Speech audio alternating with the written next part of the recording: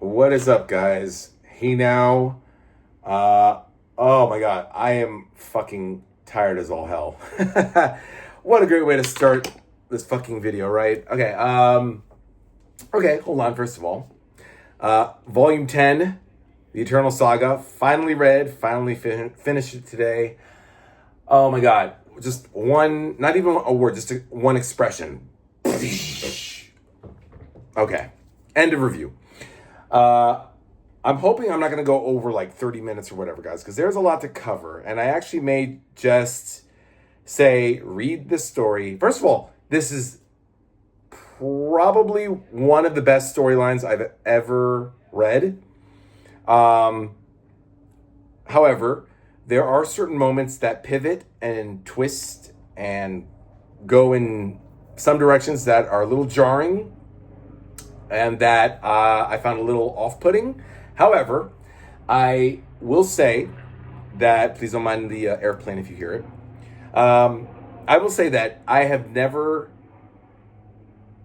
found a more beautiful marriage between comic books and art, high art, and I wouldn't say comic books are low art, but I'm gonna put this down. But just so you guys know, talking about the Eternal Saga, Volume 10 of Thor.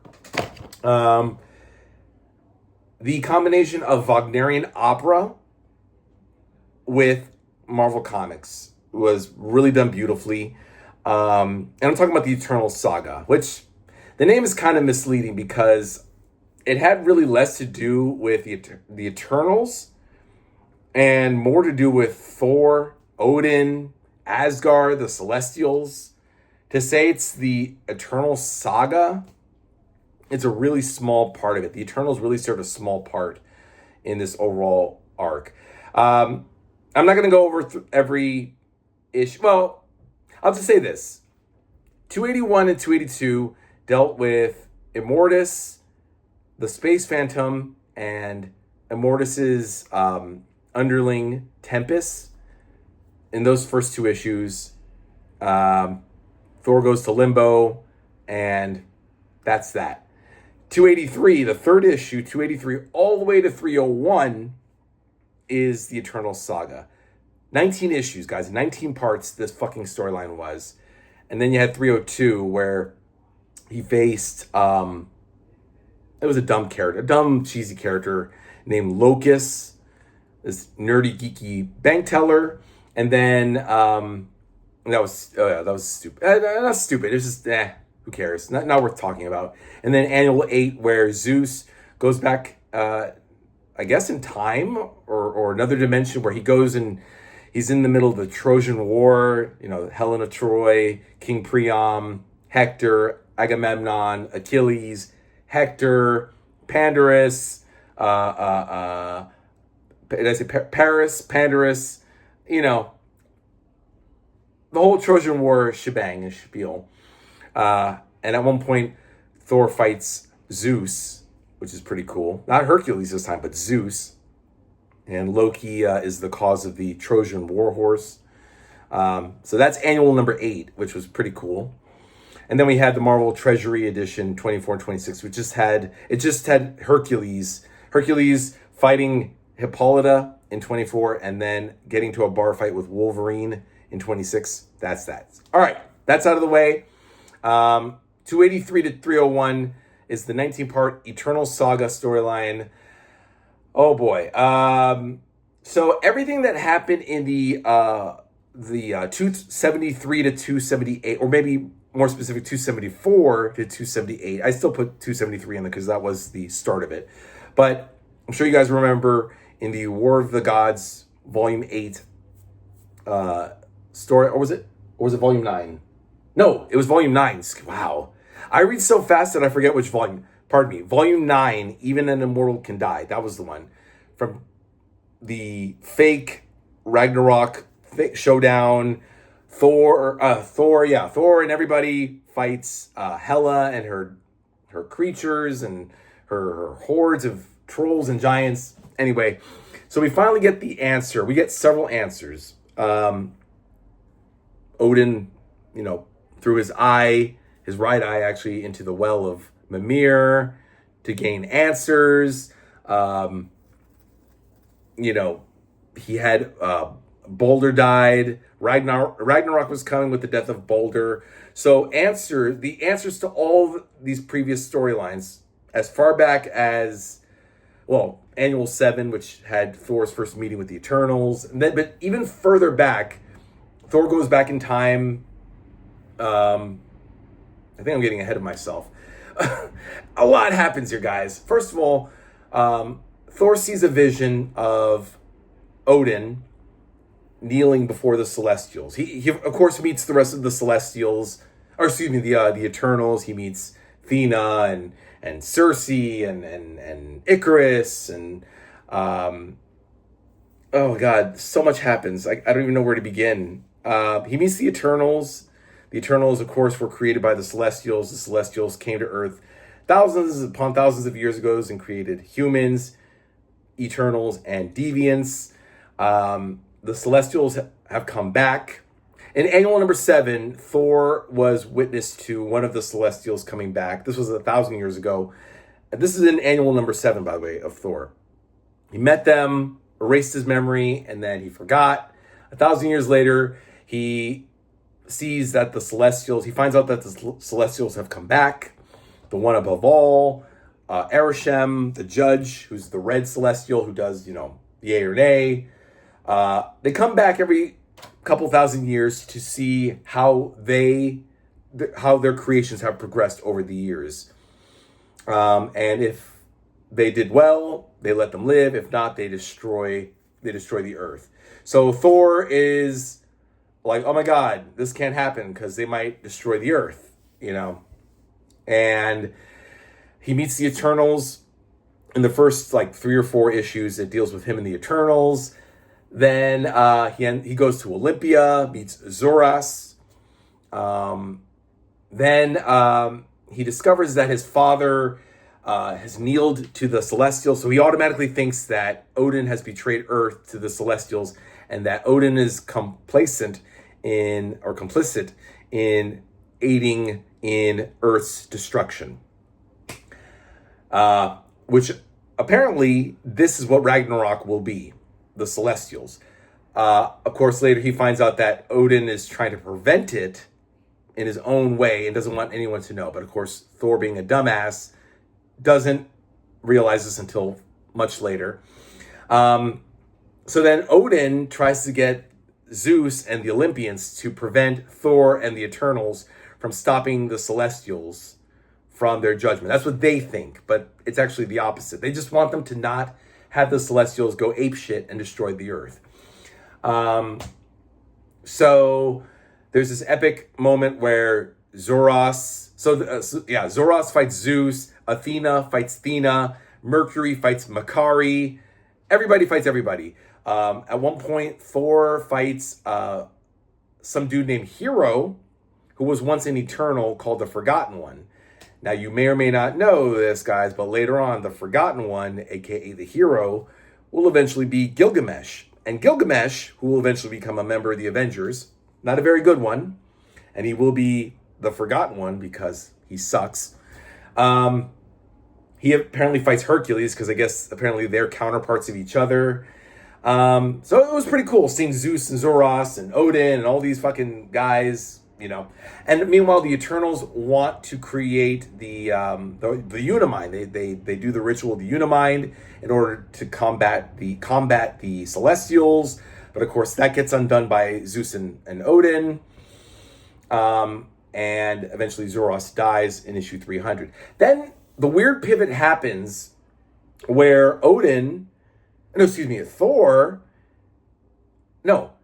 says to Thor, I have killed you again. And so he alludes to a riddle that he apparently had killed Thor once before. Odin had killed his own son once before. So he threw his eye. Somehow Thor manages to find Odin's eye, which is destroying the world. Mind you, in 274 of Thor, he threw his eye into the well of wisdom of Mimir, and as penance for what he did to Mimir eons ago. So now Odin tracks down the eye, And then literally from like 292, issue 291 or 292, I think it was 292, all the way to the end of 301, we get Wagner's Ring Cycle. And you may be wondering, what the fuck is that?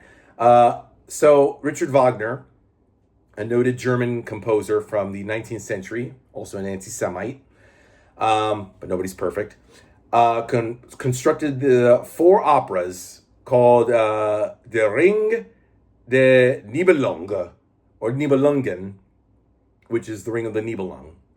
And this ring tells the story in 4 operas. First of all, it's Das Rheingold was the first, then Die Walküre, then Siegfried, and then Götterdämmerung. That was the 4th one. And from 292 all the way to 301, we are treated to non-operatic versions, no music, but we get the story of Wagner's Ring Cycle. And again, you're probably wondering, well, what the fuck does that mean?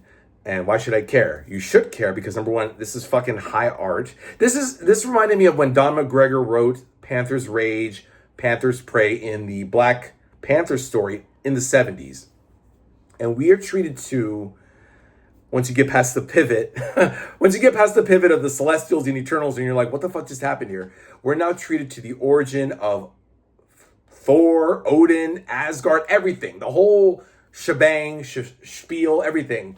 So apparently, and I'm going to try to boil it down for you guys, but please read it, guys, because this Eternal Saga, Volume 10, is really fucking epic. Pun totally intended. So we go back to the beginning of how there was a Ragnarok that happened before a current Ragnarok. You know, it's like the end of the world before the end of the world is upon it, upon Earth. Like when meteorites came and killed all the dinosaurs, but the Earth remained and then sprouted new life. Like that on Asgard. Except Odin had lived once before. Balder had lived once before. Odin's brothers and his sons, there's Ve and Vili and Vari and Vidar. And apparently they founded Old Asgard. After Old Asgard was destroyed, New Asgard came to be. Then everybody came together to form Odin. Odin was reformed after the initial Ragnarok where Odin got his head chewed off literally by the Fenris wolf. So there was a Ragnarok that occurred. And then everything started up back again. Life springs, hope springs eternal, all that stuff. And there's a new Asgard. And Fafnir is a storm giant with his brother Fasoltz. And then, of course, he becomes a dragon. And then it just tells us the story of how in Das Rheingold, how Albrecht, the dwarf, I kept saying he was a gnome, but he was a dwarf, stole the gold from the 3 maidens of the Rhine and created this ring. This ring was, of course, cursed, but it was to attain massive amounts of power. Sounds familiar, right, guys? It sounds like a certain book and movie, Lord of the Rings. I'm sure you heard of it, which is what this was based on, actually. Tolkien basically ripped off Wagner. But okay, whatever. And so Odin wants this ring of power for himself. However, he knows that it's cursed and it will bring utter destruction and doom to himself and Asgard. So he creates a mortal version of Thor, his son, in the form of Sigmund. And Sigmund, again, this is in the Wagner cycle. So Das Rheingold, then Die Walküre, which is the Valkyrie. I think I'm pronouncing it correctly. And then Sigmund. Oh, no, I'm sorry. Siegfried is the 3rd one. So wait, I'm getting ahead. So Das Rheingold has Albrecht stealing the gold and making the ring. In Die Walküre, we have Sigmund meeting his sister, who becomes his lover, Sieglinde. But she's married to this barbarian named Hunding. And Hunding is part of a clan that stole Sieglinde from Sigmund and his father. I still don't understand why they fell in love, even though they're twins and they have beautiful blonde hair. But Sieglinde helps Sigmund pull the sword out of a tree, but Sigmund is killed by Hunding. And why is he killed by Hunding? Because of Odin. So Odin causes the death of his mortal son, well, not Thor, but it's Sigmund. And so Sieglinde is pregnant. Brunhilde, by the way, is the Valkyrie, and that's what Divokir entails. She is assigned to kill, I keep saying Thor, to kill Sigmund, but she refuses because she cares about Sigmund and doesn't want to do it. So she disobeys Odin, and Odin is pissed off because he's forced to kill his mortal son. And then he seeks revenge on Brunhilde by making her mortal and no longer a Valkyrie. And she is forced to marry the first man that she sees. So she begs Thor, please let him be a man of worth. Please, not just any douchebag that comes along and saves me. And he puts her on this mountain of fire.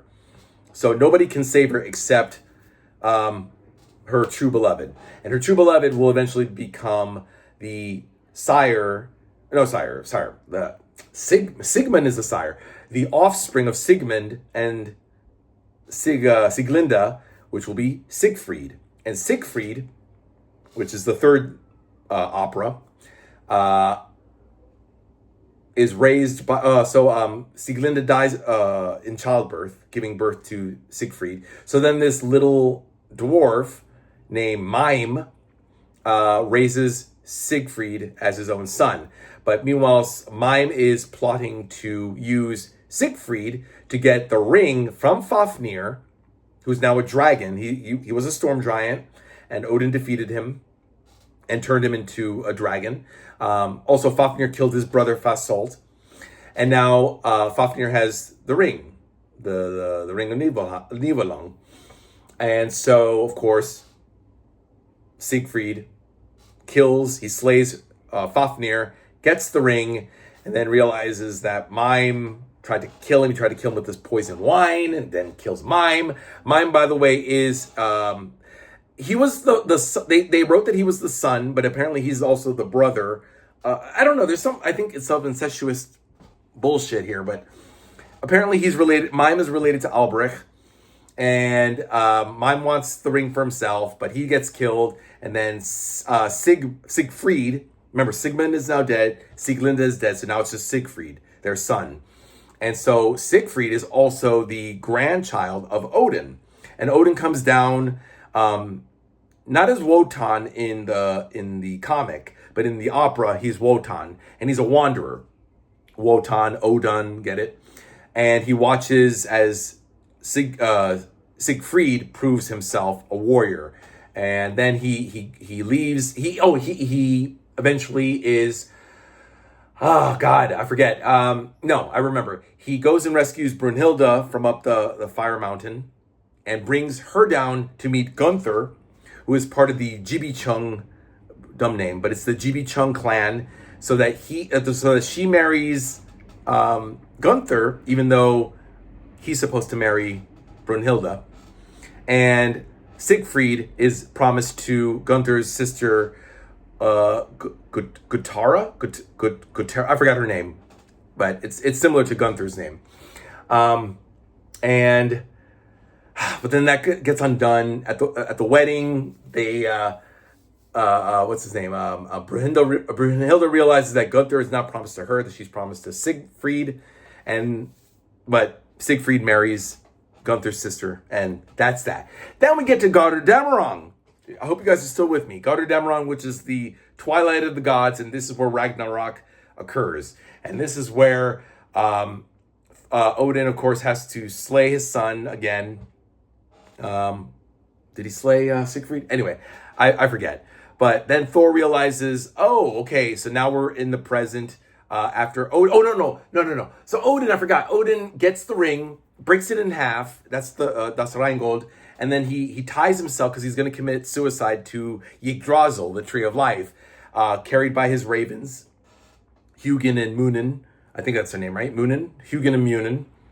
And but then he sees the celestial craft coming, and he's like, wait a minute, what the fuck is that? So then he goes to Zeus and all the other deities, the pantheon of the deities, Vishnu and Shiva and all these fucking, from all over the planet Earth, all these deities, and says, hey, we need to band together and form a pantheon to keep these cocksuckers from destroying the Earth. So everyone's like, well, okay, that's a good idea. So then fast forward to the present, now 1,000 years hence, Thor is now Thor. Thor goes to, oh God, the Destroyer. Oh yes, Sif goes to retrieve the Destroyer. The Warriors 3 go to fight Fafnir. It's just a whole fucking mess, guys. But long story short, yeah, right. Odin puts his Odin force in the Destroyer and single-handedly fights 9 of the Celestials. And I'm not going to name them all because I forgot. I know there's fucking douchebag number 1, douchebag number 5, douchebag number 8, and Arishem, you know. I think one was named Gamenon, because he was the first Celestial that Thor had to deal with. Oh my God, I'm exhausted. But anyway, Thor gets his ass, not Thor, Odin gets his ass kicked in the Destroyer body. That gets destroyed. Odin dies. Asgard dies because Odin uses all the gods of Asgard to power up the Destroyer to have a modicum of success against Arishem and the 8 other Celestials. But of course, it's completely futile, and he dies. So then Thor takes up the hammer and fights them all, and guess what, guys? He also gets his ass kicked. Thor doesn't win, he loses, but miracle upon miracles, just as the Celestials are about to destroy Thor and Earth and do this, Mother Earth appears. And you might be wondering, who the fuck is Mother Earth? It turns out that Mother Earth is Thor's actual mother. Not Frigga, not fucking whatever. Thor's actual mother, Mother Earth. And then she goes into great detail about how, she was, Thor was birthed and put underground and protected. And Odin had to go back to Asgard. He couldn't stay with her. So he went and married Frigga. A whole long thing. Oh, and this is by issue 300, by the way. Issue 300 shows how she gave her 12 children, to the Celestials in order to spare the Earth. So, and there's a cool moment too. God, there's so much to show. By the way, for those of you guys who may or may not remember, when Thor and everybody fought Ego Prime in issue 202, 203, at the very end, there were 3 people who became part of the Young Gods. Those were those 3 that Odin was creating. So this whole thing, guys, up to this point, is as far back as like the first journey into mystery, all the way from there until now. And we finally realize why Odin was such a fucking cunt to Thor. And he was a big fucking cunt. And the reason why is because he had this burden to deal with for a millennium or millennia, and that was dealing with the Celestials. The Celestials who would bring about the true Ragnarok, until, of course, Volume 2, where we get the Ragnarok from issue 80 to 85, which will eventually come out. Anyway, guys, that's that, and I'm so fucking exhausted, but I would love to show you guys some of this. This is all written by Roy Thomas up until like 299. 298, 299 is written by Ralph Macchio, not the Karate Kid, Ralph Macchio. That's him. Ralph Macchio, the editor, and Mark Gruenwald join after Roy Thomas leaves and finish out they both finish out the Eternal Saga. This is the Eye of Odin, if you guys can see. And he just tells Thor, oh yeah, here's where the Fenris Wolf eats Odin's head right there. Oh, it's so badass. But great artwork by Keith Pollard, a black dude, by the way. And why do I bring up that? Because, black people, you don't really suspect them as being good artists, but Keith Pollard really did very well. Here's where Odin becomes Odin after Vili and Ve and Vari and Vidar join together to form a new Odin. It's a long, epic saga, guys. Odin is pissed off right here. Oh my god, this is where he slays. Fafnir. Fafnir is slain and becomes a storm giant again. I want to show you some really good stuff. And as you can see, the paneling is very 80s, very modern. And I would say this is because of Jim Shooter, who is now the one and true, not king, but the one true editor now. And so everything's smaller now. Everything is now more compact within the panels. You got Joe Rosen's dialogue, which was a little too small for my liking. But everything, look at that. The Celestial Arasham judging the Destroyer, which Odin is now inhabiting. Zeus gets involved. All the deities get involved. Here's Odin. Here's Thor taking a shit. No, not really. After the end, after they win, everybody's celebrating. This is so cool. Odin.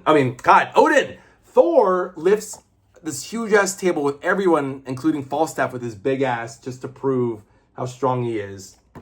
Because they're just so fucking happy that they win. And yeah. And then he fights this douchebag named Locust. It's so stupid. In 302, Thor decides, hey, I want to go back to Earth and live a life as a mortal. And he leaves everybody behind. But since he prevented Ragnarok again, not again, but, you know, the one true Ragnarok, Odin's like, yeah, go ahead. Go live your life. So that's pretty much it, guys. Where are we at? 26 minutes. Guys, I'm done. Listen, do me a favor. I know I fucking sucked at this. No, this was a good review. I like it, guys, but I didn't do it justice. This review would go on for an hour, and I'm not going to do that to you guys. I'm sure you guys skipped to the parts. I wish I could put chapters for you guys, but let me just leave you with this. Read this one. By far the best epic so far of Thor. I know I said Volume 5, The Fall of Asgard was, but this right here is where it's at. 281 to 302 of Thor, annual number 8, and then Marvel material from Marvel Treasury Edition 24 and 26. All in this, guys. Written by Roy Thomas, Mark Gruenwald, Ralph Macchio, and artwork by Keith Pollard and John Buscema. John Buscema left with 285, and then Keith Pollard took over. I'm going to miss Buscema, guys. I really am. So that's it. That's that. And I'm hoping the next volume, which will be right here, Volume 11, A Kingdom Lost. Hopefully we can now take a breath, relax, because this one was a fucking trip. I loved it. Doug Mensch takes over. Doug Butt Munch takes over. Keith Pollard remains. We have Ralph Macchio and Mark Gruenwald. And check it out. This is the early, old fonted one. So this is from 2014, guys. This book is now 11 years old with the original font. Volume 11. Look at that. It's like the old 11. 1981 to 1982. And it covers Thor number 303 to 319. And annuals 9 and 10.